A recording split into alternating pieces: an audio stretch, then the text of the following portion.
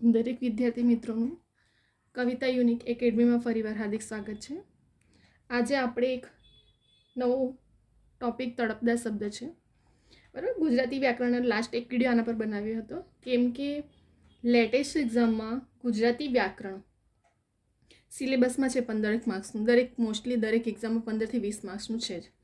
તો આ ગુજરાતી વ્યાકરણમાં તળપદા શબ્દો પણ લાસ્ટ યરમાં તમે જોશો સિલેબસના એકોર્ડિંગ તો પૂછાયા છે, ઘડીએ પૂછાય છે આ એક્ઝામમાં, બરાબર.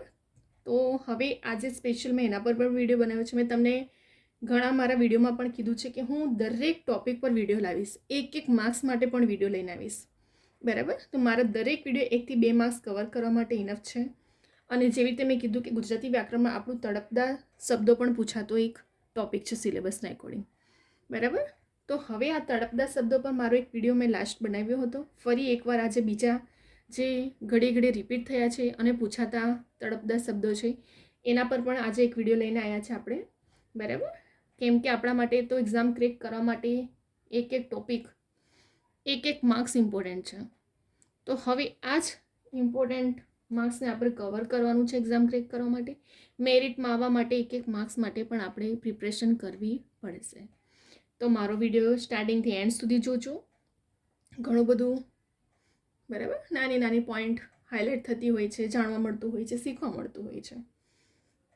તો હવે આજે આપણે સ્ટાર્ટ કરીશું. એમાંનું એક શબ્દ આપણે 1 થી 2 માર્ક્સના તળપદા તમે લાસ્ટ એના પેપરો જોશો એમાં તમને આ વર્ડ મળશે જ, બરાબર. ચલો, સૌથી પહેલાં આપણે જોઈશું પાસેર. તો પાસેરનું મિનિંગ શું થાય? પા જે ભાગ હોય છે ને, બરાબર, 500 ગ્રામ 40 ભાગનો શેર, પાસેર, એવી રીતે એને કહેવામાં આવે છે પાસેર, એટલે પામો ભાગ. ત્યાર પછી આવે છે પરથમી, બરાબર. તો તમને 4 ઓપ્શન આપી દીધું હશે તો તમને ખબર હોવું જોઈએ કે પરથમીનો તળપદા શબ્દ છે એનો મિનિંગ થાય છે પૃથ્વી, બરાબર. ત્યાર પછી આવે છે આપણું ફડક. તો ફડક એટલે આ પૂછાયો છે પહેરેલા કપડાનો ઝૂલતો છેડો, બરાબર. ફડક એટલે પહેરેલા કપડાનો ઝૂલતો છેડો, એને ફડક કહેવામાં આવે છે, બરાબર. ત્યાર પછી પલ્લો. તો પલ્લો એટલે પ્રલય, વિનાશ. તમને ત્યાં પલ્લો એટલે ઘણો બધો મિનિંગ પણ આપ્યો હશે.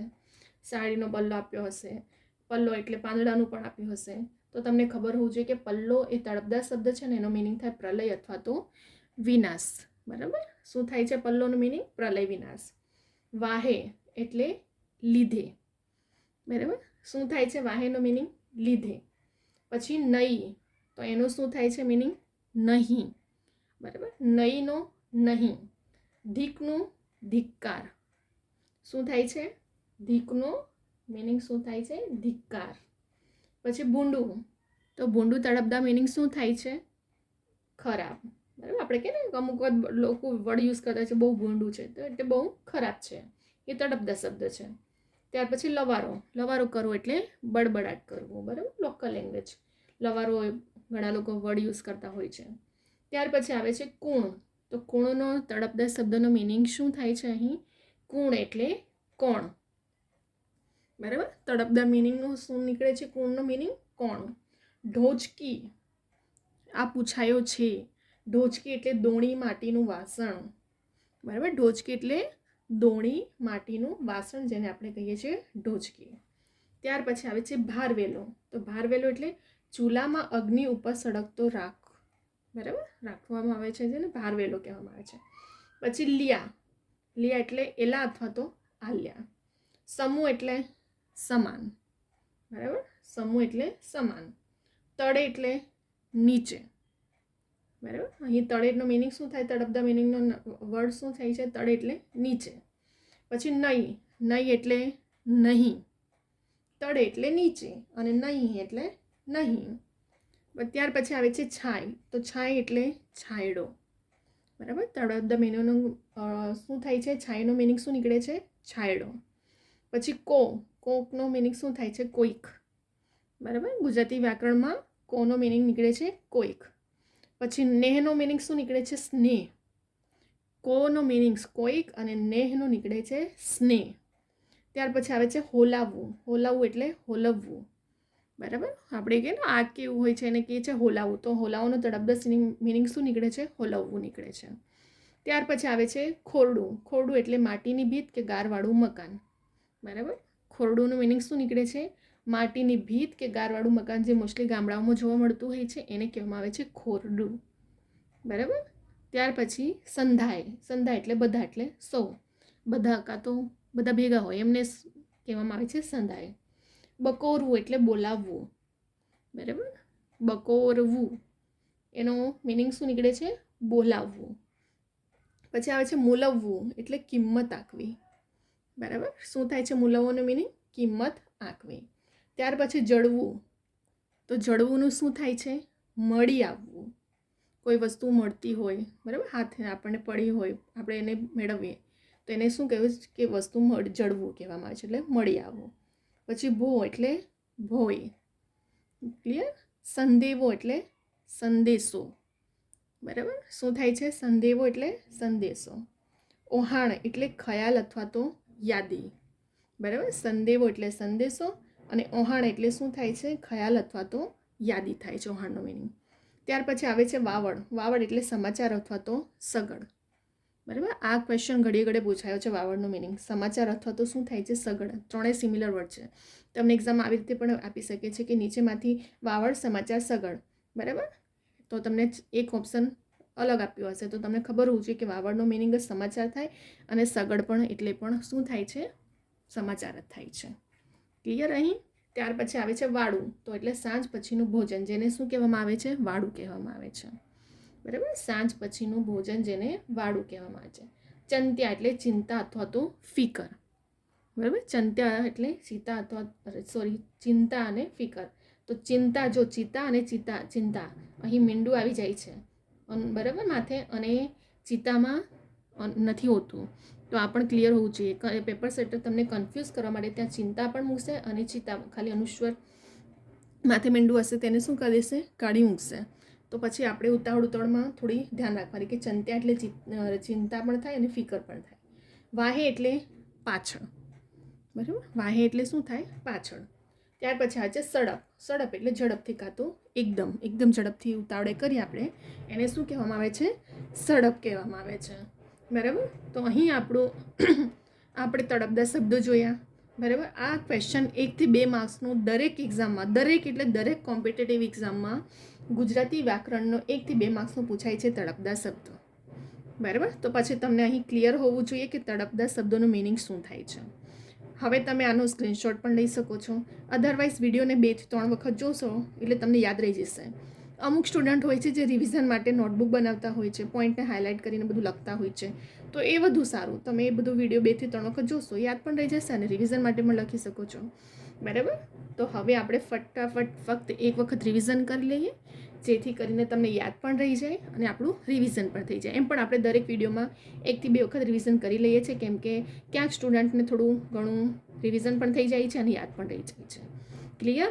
તો અહીં પાસેર એટલે પા થાય, પરથમી એટલે પૃથ્વી થાય, ફળક એટલે પહેરેલા કપડાનો ઝૂલતો છેડો, પલ્લો એટલે પ્રલય વિનાશ, વાહે એટલે લીધે, નહીં એટલે નહીં, ધીક એટલે ધિક્કાર, ભૂંડું એટલે ખરાબ, લવારો એટલે બળબડાટ, કુણ એટલે કોણ, ઢોચકી એટલે દોણી માટીનું વાસણ જેને શું કહેવામાં આવે છે? ઢોચકી કહેવામાં આવે છે. ત્યાર પછી આવે છે ભારવેલો એટલે ચૂલામાં અગ્નિ ઉપર સળગતો રાખવો, લિયા એટલે એલા અથવા તો આલ્યા, સમૂહ એટલે સમાન, તળે એટલે નીચે, નહીં એટલે નહીં, છાંય એટલે છાંયડો, કો એટલે કોઈક, નેહ એટલે સ્નેહ, હોલાવવું એટલે હોલવવું.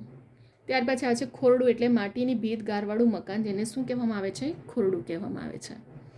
સંધા એટલે બધાસો, બકોરવું એટલે બોલાવવું, મૂલવવું એટલે કિંમત આંકવી. ત્યાર પછી આવે છે જડવું એટલે મળી આવવું, ભો એટલે ભોય, સંદેવો એટલે સંદેશો, ઓહાણ એટલે ખ્યાલ અથવા તો યાદી, વાવડ એટલે સમાચાર અથવા તો સગડ, વાડું એટલે સાંજ પછીનું ભોજન જેને વાડું કહેવામાં આવે છે, ચંત્યા એટલે ચિંતા અથવા ફિકર, વાહે એટલે પાછળ અને સડપ એટલે ઝડપથી અથવા તો એકદમ. બરાબર. અહીં આપણે રિવિઝન પણ કરી લઈએ. હવે તમે આ વિડીયોનો સ્ક્રીનશોટ લઈ શકો છો. ડાઉનલોડ કરીને જોશો તો વધારે 2 થી 3 વખત યાદ પણ રહી જશે તમને. આ વિડીયો તમને ગમે તો લાઈક કરવાનું ભૂલતા નહીં, શેર કરજો, કમેન્ટ કરજો અને ખાસ કરીને સબસ્ક્રાઈબ કરવાનું ભૂલતા નહીં. સબસ્ક્રાઈબ માટે નોટિફિકેશન ઓન કરીને બેલ આઇકોન ઓન રાખજો, જેથી કરીને મારા જે daily recorded lecture daily update કરવામાં આવે છે. સિલેબસના એકોર્ડિંગ દરેક જેટલી પણ કોમ્પિટેટિવ એક્ઝામ હાલમાં આવી રહી છે એ દરેક એક્ઝામના સિલેબસના એકોર્ડિંગ હું 1 થી 2 માર્ક્સ કવર કરવા માટે એક પોઈન્ટ જે ઘડીએ રિપીટ થાય છે એક્ઝામમાં સિલેબસમાં, બરાબર, એવા જ હું વિડીયો લઈને આવી રહી છું, જેથી કરીને સ્ટુડન્ટને એક્ઝામ ક્રેક કરવામાં પણ હેલ્પફુલ થશે. તો મારા દરેક વિડીયો સ્ટાર્ટિંગથી એન્ડ સુધી જોજો. ગુજરાતી ગ્રામરના અલંકાર, છંદ, સમાસ દરેક ટોપિક પર મેં ઓથેન્ટિક બુકના નિયમો પ્રમાણે વિડીયો બનાવ્યા છે. દરેક વિડીયો તમને એક્ઝામ ક્રેક કરવામાં આવનારી જેટલી પણ લેટેસ્ટ એક્ઝામ છે દરેક એક્ઝામમાં યુઝફુલ થશે.